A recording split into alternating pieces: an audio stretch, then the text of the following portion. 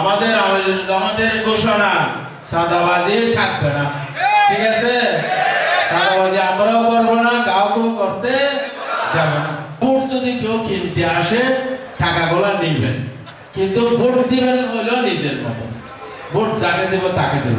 ওই টাকা যদি কিছু দেয়, আমরা তো টাকা পাওনা আছি, আমাদের টাকাগুলো নিয়ে গেছে না, ওখান থেকে কিছু পাঠাইছে। হ্যাঁ, ওগুলো আমাদের টাকা, ওখান থেকে কিছু পাঠাইছে, মাত্র কিছু। আমরা আরো বেশি পাওনা আছি। বাগুলিয়ার একটা হাসপাতাল থাকা দরকার না? হাসপাতাল বাগুলিয়ায় করতে হবে ইনশাআল্লাহ। আমির জামাত আল্লাহর রহমতে ঘোষণা দিয়েছেন 5 বছর বয়স পর্যন্ত বাচ্চা শিশুদের চিকিৎসা খরচ সরকার বহন করবে। আর 60 বছরের উপরে সিনিয়র সিটিজেন তাদেরও সরকারি খরচে চিকিৎসা হবে।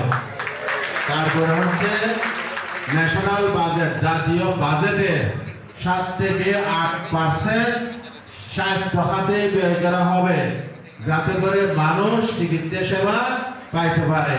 আর সিটি কর্পোরেশন ঘরে ঘরে ওই টাকা নির্ধারণ করছে ঘরের বর্জ্য অপসারণের জন্য। আমাদের ঘরের বর্জ্য অপসারণ তো সিটি কর্পোরেশনের কাজ। তাহলে কি আমাদের কি সরকার নাই, সিটি কর্পোরেশন নাই? আমরা কোম্পানি একসাথে কন্ট্রাক্ট করে আমাদের ঘরের বর্জ্য অপসারণের জন্য দিব? তাহলে আমাদেরকে ফুল ট্যাক্স ফ্রি করে দাও, আমরা ঘর ট্যাক্স না দিই।